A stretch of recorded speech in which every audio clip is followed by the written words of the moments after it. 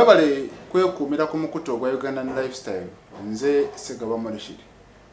Kitalo nnyo, kitalo ddala amawulire agagenda mu maaso mu ggwanga erya Uganda amwattu si birungi. Kati kaakati awo ku luguudo lwa Rashid Kamisi Road nonno luliraanye awo ewa Kisekka kussa ne wali eri amunnange mu paaka ya bbaasi ya Namayiba. Ekizimbe kigeze maaso n'okubeera nga kikwata omuliro. Era ku kino ekizimbe kubaddeko amunnange hotel eno nga kiraga nti bano badde baregisterinze abantu abali mu abadde bateekeddwa okubeera nga basulako. Bwe twogerera poliisi eyina omuwendo gwayo gweyogedde abo bakazuula abafiiridde mu muliro ogwo, naye ate n'abantu ababulijjo bagamba nti abantu baneeno balina obba nga basuukako ogwo omuwendo. So far abantu bagamba abantu 5 bakategerekeka nti nno abakafiiriddemu era emirambo ne gigenda maaso n'okubeera nga giggyibwawo ne gitwalibwa amunnange mu magwanika ag'amalwaliro ag'enjawulo. Kati ababaddewo ne beerabirako n'agaabwe bagambye bagezezzaako okubeera nga bataasa abantu okubeera nga amunnange tebafiira muliro guno eno, era basobodde okuŋŋaanya emifaliso egiwerako ne bagiteekawo abantu basobole okuba nga babuuka okuviira ddala waggulu ku fule ez'enjawulo bagwe ku gino emifaliso babataase.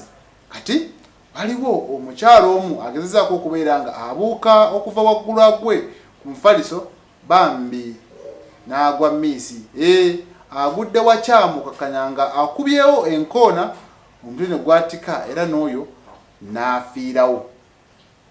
Waliwo abakyala 2 nabo bafiiriddewo, n'omusudani omu naye ategerekeseeko nti nno afiiriddewo, kugambye enjego evudde ku muliro. Kati ababaddewo bagamba omuliro guno eno gwatandiseeyo ku ssaawa 3 ez'okumakya g'olunaku olwaleero, era omuliro guno eno mugenda maaso n'okubeera nga amwattu gutandika.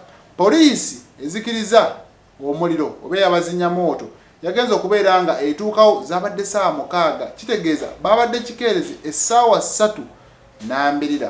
Kyokka ebimotoka bye bageze maaso n'okubeera nga baleeta nga tebisobola kubeera nga bikuba amazzi okutuukira ddala eri waggulu, pressure yaabyo ng'eri wansiko.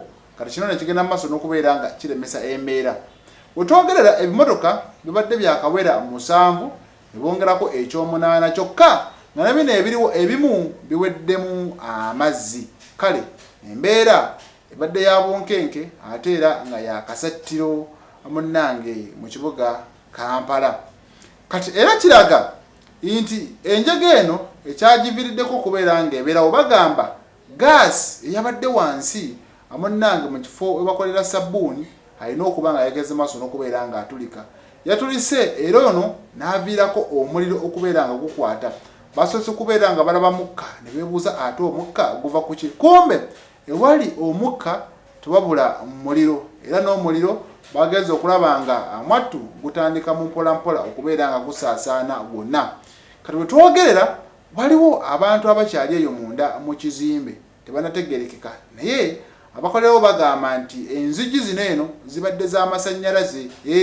Enzigi nga z'amasannyalaze kitegeeza okuluggulawo ng'olina kubeera nga ezimu oteekamu koodi nga zikolera ku masannyalaze. Kati omuliro kasita gwabaluseewo amasannyalaze ne gakyankalana ne gabeera nga gavaako, kitegeeza ng'abali munda tebakkirizibwa oba tebasobola kubeera nga bafuluma.